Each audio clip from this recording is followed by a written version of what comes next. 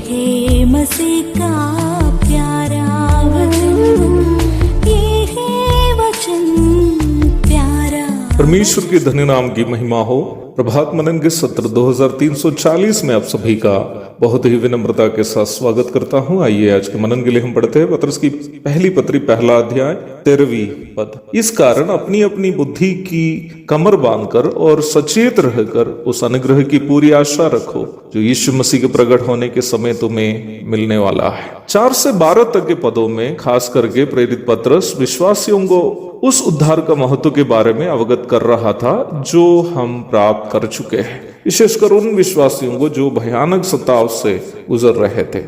13वीं पद में वह उन्हें समझा रहा है कि परेशानियां कितनी भी कठिन क्यों न हो, उस अनुग्रह की आशा में रहो जो यीशु मसीह के प्रकट होने पर मिलने वाला है। मसीह जीवन पूर्णतया परमेश्वर के अनुग्रह पर निर्भर है। उद्धार की प्राप्ति के लिए हमने कुछ नहीं किया। वर्तमान संसार में भी हमारी अगुवाई के लिए वो हमें पवित्र आत्मा, पवित्र शास्त्र तथा पवित्र संगति सौजन्य रूप में उपलब्ध कराया और हमें अपनी सामर्थ्य देकर अनुग्रह से प्रतिदिन चलाता है। और उसी अनुग्रह का शेष भाग हम हमारे अनंतकालीन जीवन में देखने जा रहे हैं। कैसे कि एक बार प्रभु के नाम में हम जो छोटे छोटे कष्ट भी सहे हैं या छोटे छोटे काम जो किए हैं, हम खुद भी भूल जाते हैं। हम कभी नहीं सोचते हैं कि उन सारे काम जो हम प्रभु के नाम में किए हैं यहाँ तक कोई इंसान भी याद करेगा। परंतु प्रभु का वचन कहता है कि यदि एक गिलास पानी भी हम प्रभु के नाम में किसी प्रभु के दास को नहीं तो प्रभु के जन को पिलाया हो तो उसका भी प्रतिफल हम बिना प्राप्त किए नहीं जाएगा। मत्ती 10 की 41 और 42। प्रभु किसी का कर्जदार नहीं रहेंगे। हमारे अनंतकालीन स्वर्गीय जीवन हमें अचंभित करने वाला एक जीवन होगा। मेरी नानी माँ जो अपने बुजुर्ग अवस्था में हम लोगों के साथ रहती थी, अक्सर हमारे लिए रखे गए भोजन उठाकर रास्ते से आने वाले प्रभु के दासों को खिलाती थी। केरल में जहाँ मेरा घर है वो एक मसीही बाहुबल क्षेत्र होने के कारण हर दिन कोई ना कोई मसीही प्रचारक या पास्टर हमारे क्षेत्र में आया करते थे। मेरी माँ सुबह में ही अपने काम के सिलसिले में स्कूल चले जाती थी। घर में नानी माँ रहती थी। मेरा स्कूल घर के आसपास में होने के कारण दोपहर में खाने के लिए मैं घर चले आता था। तब नानी माँ कहती थी कि बाबू थोड़ा सा इंतजार करो, चावल अभी चूल्हे पर ही है। मैं नाराज होकर नानी माँ से पूछता था कि अरे सुबह से इतने देर में चावल अभी तक नहीं पका।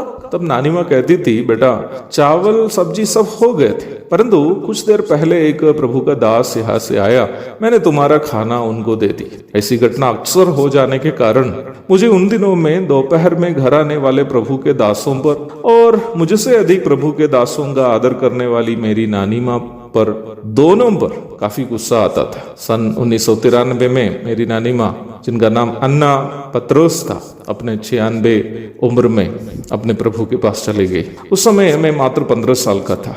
मेरी नानी माँ, जहाँ तक मेरी जानकारी है, बहुत ज्यादा दूरी घर से नहीं गई, ना ही किसी के घर में जाकर ज्यादा दिन तक मेहमान बन के उनके सेवा सत्कार प्राप्त किए।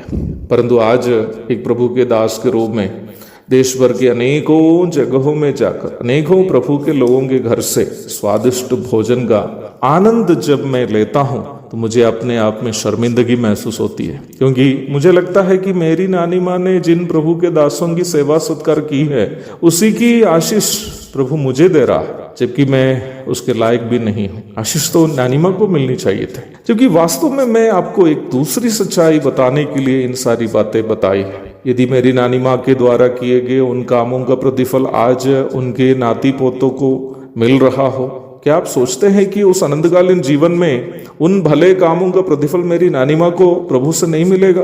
अवश्य मिलेगा। इसके अलावा प्रभु हमारे लिए कितनी सारी आशीष से वहां रखी है। प्रभु की महिमा में सहभागिता, प्रभु के साथ हम शासन करेंगे, पदवियां, प्रशंसा, बहुत सारी ऐसी आशीष जो हमारी समझ से बाहर की है, हमारे लिए वहां रखी है। इसलिए विख्यात सुषमाचार प्रचारक तथा संगीतज्ञ दिवंगत श्री एम चरियान सर ने मलयालम में इस प्रकार लिखा, जिसका मैंने हिंदी में अनुवाद करने की कोशिश की है। युगों के बाद में आनंद जीवन में, युगों के बाद में आनंद जीवन में, जो भी उसने है किया भलाई थी मैं जानूंगा, जो भी उसने है किया भलाई थी मैं जानूंगा। अनुग्रह से ख्याल स्पष्टता से जानूंगा, अनुग्रह से है ख्याल स्पष्टता से जानूंगा। हाँ प्यारो, प्रभु का अनुग्रह हमारे ऊपर कितना था, उससे उन्होंने हमारा कितना ख्याल किया, ये सब हम स्पष्टता से तभी जानूंगा जब वह प्रकट हो जाएंगे और हम उनके साथ महिमा में प्रवेश करेंगे। उस समय तक अनुग्रह की उस आशा में हम अपने शिष्टकाल को यहाँ बिताएंगे।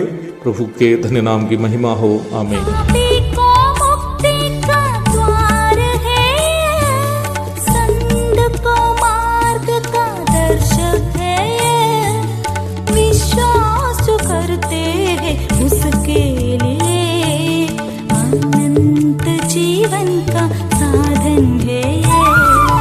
ये है वचन, प्यारा वचन, यीशु मसीह का प्यारा वचन।